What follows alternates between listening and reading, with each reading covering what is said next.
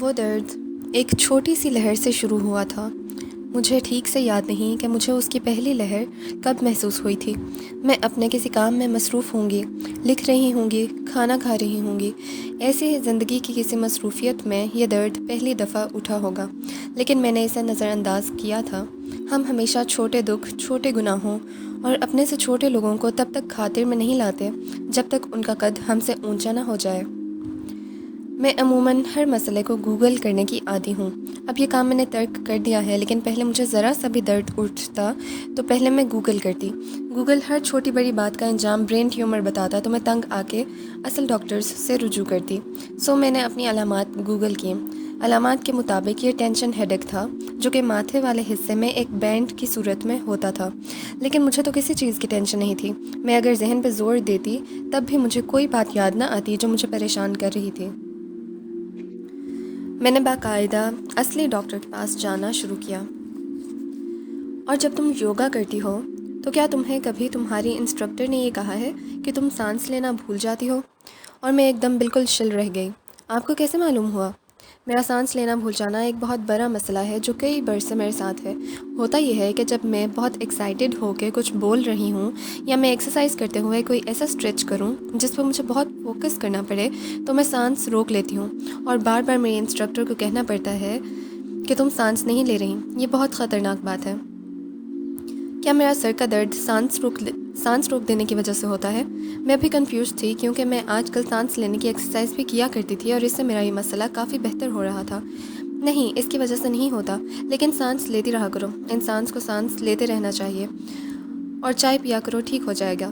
میں مطمئن نہیں ہوئی، لیکن خاموش ہونے کے سوا کوئی چارہ نہ تھا۔ سر سے ہمارے پرانی فیملی ٹرمز بھی تھے، اس لیے وہ فیس نہیں لیتے تھے۔ یہ طے تھا کہ ڈاکٹر کو فیس نہ دو تو بندہ ٹھیک نہیں ہوتا۔ نہ انہوں نے کوئی دوا دی، نہ میرے سر کا درد ٹھیک ہوا۔ البتہ انہوں نے مجھے واضح طور پہ کچھ بتایا بھی نہیں۔ میں الجھی ہوئی سی وہاں سے اٹھی۔ بعد میں نے اپنے بھائی سے کہا کہ سر کو میسج کر کے اپنی طرف سے پوچھیں کہ میرے سر میں درد کس وجہ سے ہے۔ بھائی نے سر سے پوچھا اور سر نے اگلے ہی منٹ سادہ سا جواب دے دیا، یہ ٹینشن ہیڈیک ہے۔ چلو جی، میں واپس اسکوئر ون پہ آ کھڑی ہوئی تھی۔ کیا مسئلہ ہے یار؟ کسی کو میرا مسئلہ سمجھ میں کیوں نہیں آتا آخر؟ مجھے نہیں ہے کوئی ٹینشن، مجھے بس سر درد کی ٹینشن ہے کہ یہ ختم کیوں نہیں ہوتا۔ اس کتاب کے پہلے باب میں نے آپ کو اپنی اور نفیسہ کی ایک لانگ ڈرائیو کا قصہ بتایا تھا۔ اس وقت میں بہت سے مسائل کا شکار تھی، البتہ مجھے ان کی تفصیلات یاد نہیں ہیں۔ میں سوچنا چاہوں تب بھی مجھے یاد نہیں آتا۔ اب کتاب کے دوسرے باب میں جائیں۔ میں نے آپ کو اپنے شہر کی ایک ایسی لڑکی کا قصہ سنایا تھا جو ٹی وی ماڈل بنی تو وہ اپنے اصل کی ذمہ داری قبول کرنے سے انکاری ہو گئی۔ میں نے اسے یہ سبق لیا کہ مجھے اپنے پرانے ورژن کے ساتھ بیٹھ کے بات کرنی چاہیے، ہم سب کو کرنی چاہیے۔ میں نے اپنے اندر کی اس پرانی لڑکی کو معاف بھی کر دیا اور ہر اس غلطی کی ذمہ داری قبول کر لی جو میں نے ماضی میں کی تھی۔ اپنے اندر کے پرانے سیلف سے معاملہ صاف کرنے کا مطلب ہے کہ آپ اس کو کہیں کہ وہ اپنے منفی تجربوں سے آپ کی زندگی پر اثر انداز ہونا چھوڑ دیں، کیونکہ اب آپ ایک مختلف انسان ہیں۔ آپ نے اب آگے بڑھنا ہے اور خود کو معاف کر دینا ہے۔ یہ کام میں نے کر لیا، لیکن میں نے ہر اس غلطی کی ذمہ داری تو قبول کر لی جو مجھ سے سرزد ہوئی تھی، لیکن ان دکھوں کا کیا جو لوگوں نے مجھے دیے؟ ماضی کے دکھ یا صدمے کے لیے ہم ٹراما کا لفظ استعمال کرتے ہیں۔ ٹراما ایسا صدمہ، حادثہ یا بری ٹریجڈی ہوتی ہے جو آپ کی ذہنی صحت کو بری طرح متاثر کرتی ہے۔ لوگ ٹراما سے گزرنے کے بعد بعض اوقات برسوں اپنے غموں اور محرومیوں کو یاد کر کے پرملال رہتے ہیں، لیکن سب کے ساتھ ایسا نہیں ہوتا۔ جب ٹراما اتنا شدید ہو کہ انسان کا ذہن اس کو برداشت نہ کر سکے تو ہمارا ذہن ہمارے ساتھ ایک کھیل کھیلتا ہے۔ وہ کھیل کیا ہے؟ آج ہم اس کے بارے میں بات کریں گے۔ آپ کا ذہن ہر اس غم کو یاد رکھتا ہے جو آپ کی برداشت کے مطابق تھا، لیکن کچھ غم برداشت سے باہر ہوتے ہیں۔ ان کی تکلیف اتنی شدید ہوتی ہے کہ ذہن ان کی یادداشتوں کو اپنے اندر محفوظ نہیں رکھ سکتا۔ یعنی آپ کے علم میں ہمیشہ رہے گا کہ آپ کو فلاں اور فلاں نے دکھ دیا تھا، لیکن اس واقعے کی تفصیل، کب، کیسے، کیا ہوا، یہ آپ کے ذہن میں محفوظ نہیں ہوتا۔ آپ کا ذہن اپنی حفاظت کے لیے آپ کو اس واقعے سے دور کرنے کی کوشش کرتا ہے اور اس واقعے کی یادداشت کو اپنے کسی نہاں خانے میں دھکیل دیتا ہے جہاں سے آپ اس کو نکال نہ سکیں۔ آپ کو اپنی بہت سی تکالیف یاد رہتی ہیں، لیکن چند تکالیف بلکہ بعض اوقات کئی ماہ یا کئی سال کا دورانیہ انسان بھلا دیتا ہے۔ ایسا نہیں ہے کہ فلموں ڈراموں کی طرح انسان کی یادداشت کھو جاتی ہے، कोई निशानी, कोई रिमाइंडर देखने पे इस तकलीफ़ देने वाले इंसान की कोई बात याद आ जाती है और आके गुजर जाती है। ऐसे ही कभी कभी ये वाक़यात याद आते रहते हैं, लेकिन हम हर तकलीफ़ दे याद की यहाँ बात नहीं कर रहे हैं। हम उन यादों की बात कर रहे हैं जिनसे आप एकदम जल्दी से रिकवर कर लेते हैं, मेरे और मेरी कज़न की तरह, और इस तकलीफ़ दे दौरानियों को भूल भाल जाते हैं। लेकिन क्या ये नॉर्मल है? क्या कोई इंसान इतने बड़े इतने बर्स एक ट्रॉमा से गुजरे और मुसलसल गुजरे तो इसका जहन इसके साथ जितने खेल खेले, जितना इस यादाश्त को परे धकेले, क्या ये नॉर्मल है कि इंसान के ऊपर इस तकलीफ़ का असर ना हो? ये नॉर्मल नहीं है। ये दिमाग का सेल्फ डिफेंस मैकेनिज़्म है। वो आपकी ज़ात को तकलीफ़ से बचाने के लिए इस वाक़े को भुला देता है। ऐसे भूले हुए दुख को हम अनहील्ड एंड अनरिजॉल्व्ड ट्रॉमा कहते हैं। ऐसा ट्रॉमा जिससे आप गुजरे, लेकिन इसके बाद आपकी ज़िंदगी ने एक मुस्बत टर्न लिया और आप उससे आगे बढ़ गए, लेकिन आपने इसके साथ डील नहीं किया। आपने इस तकलीफ़ और इस अजियत को प्रोसेस नहीं किया। गम को अपने अंदर से बाहर निकालने का भी एक प्रोसेस होता है। आपने अपने गम को इस प्रोसेस से नहीं गुजारा क्योंकि जहन ने नहीं गुजारने दिया। याद रखें, वो अजियत आपके दिल को पहुंचाई गई थी।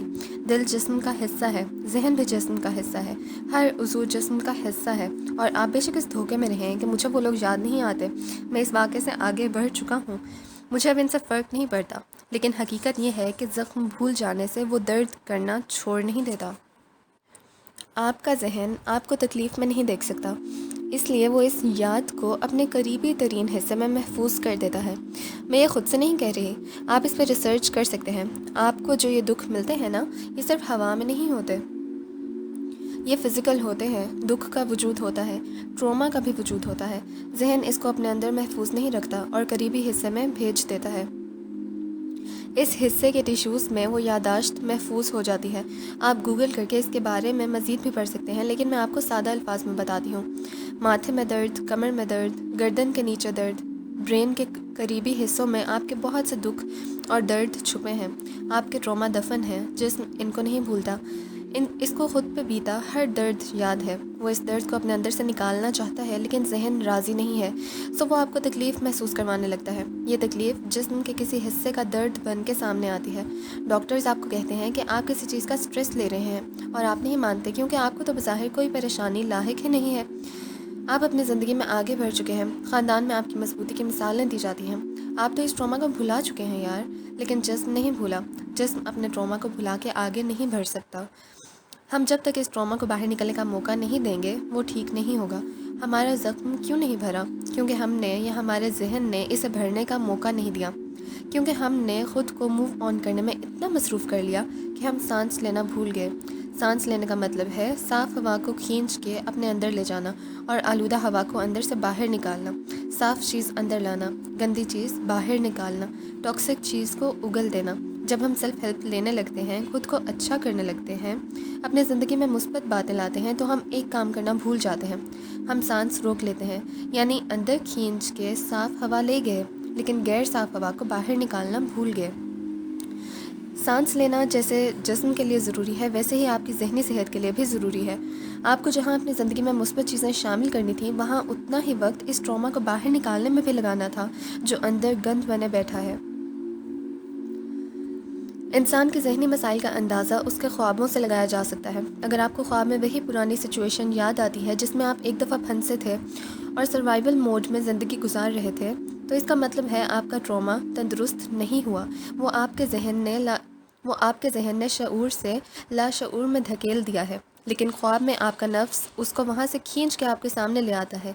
इसका मतलब है कि आपका जिस्म, आपकी ज़ात आपसे कह रही है कि मुझे ठीक करो, मैं ठीक नहीं हूँ, मेरा एक हिस्सा बीमार है, इस हिस्से की दवा करो, मुझे तवज्जो दो।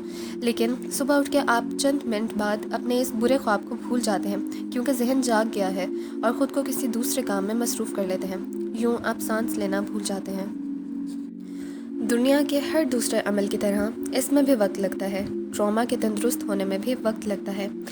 अगर आप किसी ज़ख्मी ट्रॉमा के साथ रह रहे हैं, तो इसकी अलामात ज़रूरी नहीं है कि जिस्मानी दर्द की सूरत में ही ज़ाहिर हो, या ये कि आपको उठने वाला हर दर्द इसी वजह से है। नहीं, हम उस सर दर्द, पट्ठों और कमर के दर्द की बात कर रहे हैं जिसे डॉक्टर टेंशन या स्ट्रेस का नाम देते हैं, और हम नहीं मानते वो यही होता है। लेकिन हो सकता है कि आपको दर्द ना होता हो, ये कुछ दूसरी सूरतों में आपकी ज़िंदगी पे असरअंदाज होता हो। جب آپ کو کوئی خوشی یا کامیابی ملے اور آپ کو لگے کہ آپ اس کے مستحق نہیں ہیں، آپ خوش سے زیادہ حیران ہوں، آپ خود کو تعریف کا اہل نہ سمجھیں، تو آپ کے اندر کوئی زخمی ٹراما چھپا ہے۔ آپ کی سیلف اسٹیم بہت کم ہو جائے، اپنی نظروں میں اپنی وقت کم ہو جائے، اپنا امیج بہت کم ہو، اپنا آپ ناکام وجود لگے، تو آپ ایک زخمی ٹراما کے ساتھ رہ رہے ہیں۔ اپنی زندگی میں آنے والے ہر نئے شخص یا تبدیلی کو شک سے دیکھنا، کچھ اچھا ہونے پر شرمندگی یا گلٹ محسوس کرنا بھی اسی چیز کی علامت ہے۔ آپ کو ہر وقت ناکامی کا خوف ہو، آپ لوگوں کو اپنی بات نہ کہہ سکیں، آپ کو تبدیلی یا کامیابی کا خوف لاحق ہو، ہر چیز پلان کرنا، ہر چیز اپنے کنٹرول میں رکھنے کی خواہش کسی ایسے ٹراما کا نتیجہ ہے جس میں آپ بالکل بے بس اور کمزور تھے اور آپ کو لوگ روند کے گزر جاتے تھے۔ غصے کے دورے پڑنا جس میں آپ لوگوں کو اتنی اذیت ناک باتیں کہتے اور بعد میں پچھتائیں۔ نئے دوست بناتے وقت یہ خوف کہ پتہ نہیں وہ مجھے کیسے دیکھتے ہوں گے۔ مختلف طریقوں سے خود کو ہر وقت مصروف رکھنا، جیسے سوشل میڈیا اسکرولنگ، ہر وقت ذہن میں کہانیاں بنانا اور فینٹیسی ورلڈ میں رہنا، کسی نشے کی عادت میں پڑ جانا، کسی رومانوی تعلق میں ایڈکشن کی حد تک پڑ جانا، ہر وقت اپنا موازنہ دوسروں سے کرنا، اپنے ساتھ سخت ہونا اور خود کو ہر وقت جج کرتے رہنا، مسلسل ایک جنونی سی خواہش ہونا کہ مجھے کوئی منتخب کر لے، بالخصوص اگر ایک بری شادی یا منگنی سے آپ نکلے ہیں تو آپ کے اندر یہ طرف ہونا کہ جلد دوبارہ شادی ہو جائے یا مجھے کوئی پسند کر لے، اور آپ یہ بالکل نہ سوچیں کہ میرا جسم اور میرا ذہن اس نئے تعلق کیسے لے رہا ہے۔ یہ ایک بہت خطرناک علامت ہے ٹراما کی۔ آپ نے ایک تعلق ٹوٹنے کے فوراً بعد کبھی دوسرا تعلق نہیں بنانا، بالخصوص عورت کے لیے۔ اسکالرز کہتے ہیں کہ عدت اللہ نے اس لیے رکھی ہے تاکہ عورت کا حمل اگر ہے تو ظاہر ہو جائے، لیکن مجھے ہمیشہ یہ لگتا ہے کہ اللہ نے عدت بھلے اس لیے رکھی ہو، لیکن شاید اس کی ایک اور وجہ ٹراما سے نکلنے کے لیے خود کو وقت دینا بھی ہے۔ جس عورت کو اس دوران چھپے دوست بنانا بھی منع ہے، یعنی کسی مرد سے رابطہ تک نہ کریں کیونکہ آپ اس وقت ایموشنلی انسٹیبل ہوں گی۔ بیوہ کی عدت زیادہ ہے، اس کا غم زیادہ ہے۔ مطلقہ کی عدت کم ہے، 3 ماہ۔ اس کو 3 ماہ کم از کم چاہیے ہے موو آن کرنے کے لیے، کیونکہ اس کو اس کی مرضی سے نہیں چھوڑا گیا، اسے کسی نے چھوڑا ہے۔ لیکن کھلا لینے والی عورت کی عدت 1 ماہ ہے، بس 1 ماہ۔ اگر بات صرف حمل کی ہوتی تو خلا لینے والی عورت کی عدت 1 ماہ نہ ہوتی، کیونکہ جو عورت خود ایک مرد کو چھوڑتی ہے وہ بہت سے ایموشنل ٹراما سے پہلے ہی گزر چکی ہوتی ہے، اس کے لیے 1 ماہ کافی ہے۔ یہ ہے وہ امید جو میں آپ کو تھمانا چاہتی تھی۔ یہ ہمارے اندر چھپا زخمی ٹراما جسے ہمارا ذہن بھول چکا ہے مگر جسم کو یاد ہے۔ یہ تندرست ہو سکتا ہے، یہ چند ہفتے یا چند ماہ میں تندرست ہو جایا کرتا ہے اگر آپ اس پہ تھوڑی سی محنت کریں۔ لوگ کہتے ہیں کہ خود کو کام میں مصروف کر لو اور زندگی کی طرف لوٹ آؤ، لیکن یاد رکھیں آپ نے اپنی تکلیف کو پروسیس کیے بغیر زندگی کی طرف نہیں لوٹنا، پہلے اس کو پروسیس کرنا ہے۔ کسی بھی ٹراما کو پروسیس 3 طریقوں سے کیا جاتا ہے۔ سب سے پہلے تو ٹراما کو ایک غائب چیز سمجھنا چھوڑ دیں۔ یہ کوئی اندیکھی ہوائی بات نہیں ہے، یہ ایک ٹھوس فزیکل چیز ہے۔ اول، منفی بات کو سہنے کی قوت۔ یہ آپ کے اندر کسی سائیکالوجسٹ کے پاس جا کے تھیراپی کروانے سے پیدا ہوگی۔ تھیراپی ہر انسان کو زندگی میں ایک دفعہ کم از کم کروانی چاہیے، کیونکہ یہ آپ کے لیے بہت ضروری ہے، بالخصوص اگر آپ کا دل ٹوٹا ہے یا کوئی تعلق ٹوٹا ہے یا کسی کو موت کے ہاتھوں کھویا ہے۔ مسئلہ یہ ہے کہ ہمارا معاشرہ یا ہمارے مالی حالات تھیراپی کی اجازت نہیں دیتے، آپ یا تو آن لائن تھیراپی کی کوشش کریں یا پھر گوگل پہ CBT کو سرچ کریں اور اس کی ایکسرسائز کریں۔ کوگنیٹیو بیہیویئرل تھیراپی کی مشقیں بہت کام دیتی ہیں۔ اس کے علاوہ آپ کو ایسی کتابیں پڑھنی چاہیے جو ہولسٹک سائیکالوجی کے بارے میں ہوں۔ ہولسٹک سائیکالوجی کا مطلب ہے کہ تھیراپی کی طرف جانے کے بجائے اپنا علاج خود کرو۔ میری ناقص رائے میں یہ خاص و عام سب کو فائدہ دیتی ہے اور اس کو ضرور ٹرائی کرنا چاہیے۔ ڈائٹ کے ساتھ ایکسرسائز اور یوگا سے گھٹانا چاہیے وزن۔ اسٹریچز بہت ضروری ہیں۔ اپنے جسم کو جتنا اسٹریچ کریں گے اور لچکدار بنائیں گے اتنی ہی پٹھوں کے اندر جمے ہوئے تناؤ کو باہر نکلنے کی جگہ ملے گی۔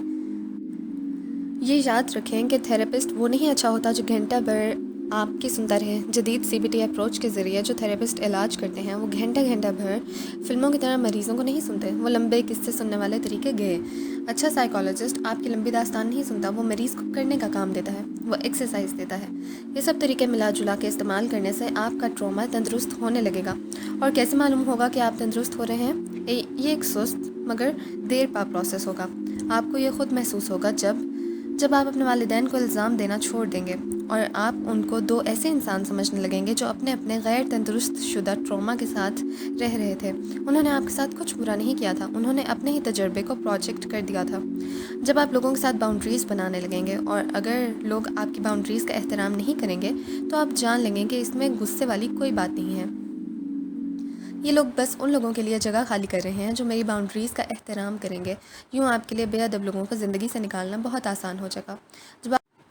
جب آپ ہر بات پہ شدید رد عمل دینے کے بجائے صرف اس بات کا جواب دینے لگیں گے، جب آپ کو نظر آنے لگے گا کہ کسی طرح آپ اپنے ماضی کے تجربات کو اپنے حال میں پروجیکٹ کرنے لگ جاتے ہیں اور یوں آپ ایسا کرنے سے کانشیس ہو جائیں گے، جب آپ کو اپنے ذہن میں چلتے خیالات کی ٹرین سمجھ آنے لگے گی اور جب آپ کو اپنے اندر ایک روحانی طور پہ دنیا کو محسوس کرنے والا وجود ملے گا جو لوگوں سے ان کی ویلیوز اور عزت کے ساتھ جڑنا پسند کرتا ہے، نہ کہ ظاہری چیزوں کی وجہ سے۔ آپ جب روحانی طور پہ اپنے رب سے اور اپنے آپ سے اور پھر لوگوں سے جڑنے لگیں گے تو آپ کو معلوم ہو جائے گا کہ آپ تندرست ہو رہے ہیں۔ ٹراما انسان سے کچھ چھیننے نہیں آتا، یہ دراصل ہمیں کچھ عطا کرنے آتا ہے۔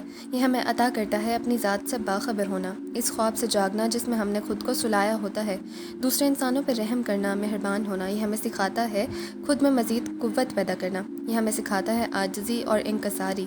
یہ ہمیں ہمارے اللہ تعالیٰ کے ساتھ جڑنے کے لیے ایک روحانی درجہ عطا کرتا ہے اور یہ ہمیں ہماری زندگی کا مقصد دکھاتا ہے۔ ٹراما سے سیکھ کے، لوگوں کی قید سے آزاد ہو کے ہی انسان اپنی زندگی کا مقصد جان سکتا ہے۔ آپ بھی جان لیں گے جب آپ اس سے پوری طرح نکلیں گے۔